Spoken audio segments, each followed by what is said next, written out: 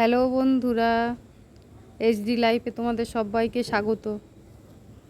তো দেখো বন্ধুরা, সকালবেলায় বাসি কাজকর্ম সেরে একবারে জামা কাপড় অনেকগুলো কেচে তারপরে ওপরে মেলতে চলে এসেছি। তো দেখো জামা কাপড়গুলো যে আমি মেলতে এসেছি, তো নিচ থেকে যে চটি পরে আসবো সেই কথাটা আমার একদম মনে নেই। এখন সকাল 10টা বাজে, তো এত গরম ছাদটা, পা রাখা যাচ্ছে না।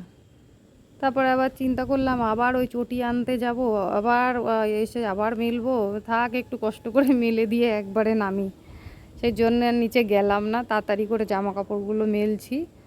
তো এইগুলো মেলা হয়ে গেলে নিচে যাব। দেখো আজকে এই জামা কাপড় কেচেছি বলে এক্সট্রা কাজ করতে গেলে পরে আর কোনো হয় না। আমি এমনি জামা কাপড় প্রতিদিনই কাচি দুটো একটা করে, কিন্তু কদিন ধরে শরীরটা একটু খারাপ বলে আর কাচা হচ্ছে না। তারপরে যে গরম পড়েছে সেই জন্য আজকে অনেকগুলো হয়ে গেছে। আমি ভাবলাম ভিজিয়ে তো দিই, তারপর দেখা যাবে। আর যেহেতু ভিজিয়ে দিয়েছি সেহেতু কাচাও হয়ে গেল। তো মানে ঘরে জামা কাপড় যদি জমে যায় না, একটা বিরক্তিকর লাগে। তো এবার অনেকগুলো জামা কাপড়ই জমে গেছিলো একসাথে।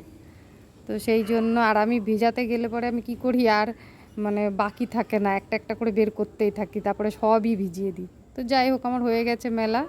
তো এই দেখো নিচে চলে এসেছি। এসে এই কেনা কচুরি এনেছে ভাই, তো ওইটাই খেয়ে নিলাম। আর ছেলের জন্য একটু ম্যাগি করে দিলাম।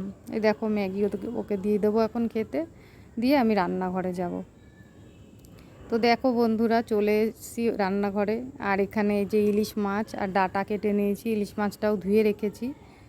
তো এখন এই ডাঁটা চচ্চড়ি আর এই মাছটাই হবে, আর কিছু করব না, যা গরম পড়েছে। তো দেখো মাছটা, এই যে সর্ষে, আমি কালো সর্ষে, সাদা সর্ষে আর একটু পোস্ত ভিজিয়ে রেখেছিলাম, তো ওটাই নিয়ে নিয়েছি। আর কটা কাঁচা লঙ্কা নিয়ে নিয়েছি।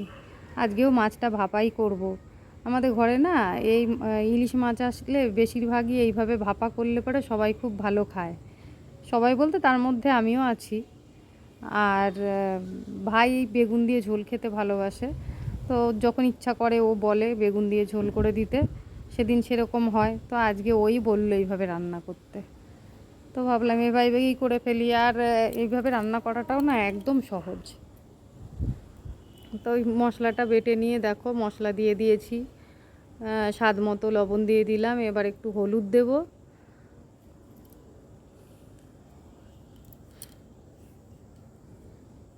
হলুদ দিয়ে দিয়েছি। এইবার দেখো তেল, আমি ছোট্ট একটা বাটির 1 বাটি মেপে তেল নিয়ে নিয়েছি, সর্ষের তেল পুরোটাই দিয়ে দিয়েছি। এইটা দিয়ে এবার ভালো করে মাছগুলো মাখিয়ে নেব।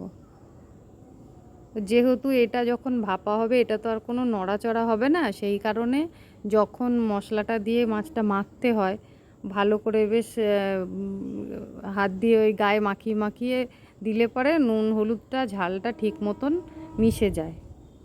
তো আমি ভালো করে মাছগুলো মাখিয়ে নিচ্ছি। মাখিয়ে এরকম মাখিয়ে আবার 10 মিনিট রেখে দেব। রেখে দেওয়ার পর তবে আমি এটা ভাপে বসাবো। তো বন্ধুরা, আমার ভিডিওগুলো তোমাদের কেমন লাগছে তোমরা তো কমেন্ট করছো না, কমেন্ট করো। আর যদি ভালো লাগে তাহলে লাইক করো আর চ্যানেলটাকে সাবস্ক্রাইব করো।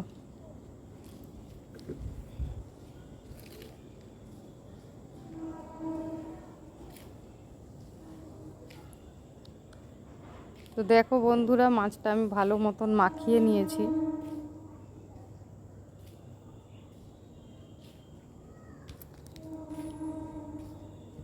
সত্যি আজকে মনে হচ্ছে সব থেকে বেশি গরম পড়েছে, গরমটা নেওয়া যাচ্ছে না। তার মধ্যে সকালবেলা স্নান করে রান্নাঘরে ঢুকলে তো আরও অসুবিধা হয়। আর আমারও অভ্যাস সকালে চান করা অনেক বছর ধরে, আমি এই বেলা অবধি পারিও না থাকতে। তো এই দেখো মাখিয়ে নিয়ে ওর মধ্যে আমি একটু কাঁচা তেল ওপর দিয়ে আর কটা কাঁচা লঙ্কা দিয়ে দিয়ে ঢাকনাটা আটকিয়ে দিলাম।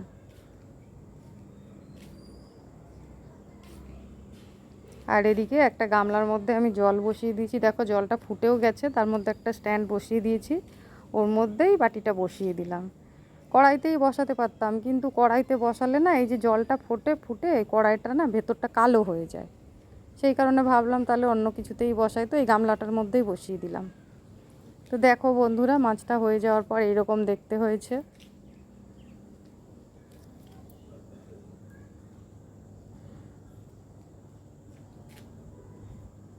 তো এই যে আমরা এখন খেতে বসে পড়েছি দুপুরবেলায়। তো দেখো, ছেলেকে ভাত দিয়েছি, ও তো সবজি টবজি কিচ্ছু খায় না, ও এই মাছ দিয়েই খাবে। এমনি ডাঁটা চচ্চড়ি করেছি, আর মাছটা তো হয়েইছে, আবার একটু ডাল সেদ্ধও করেছিলাম, ওগুলো তোমাদের দেখানো হয়নি। আর পরশুদিন মানে শুক্রবার দিনকে কচুর শাক করেছিলাম চিংড়ি মাছ দিয়ে, সেটাও একটু রয়েছে, যেহেতু কালকে শনিবার ছিল ওটা আর খাওয়া হয়নি, ওটাও নিয়ে নিয়েছি। তো এই দেখো।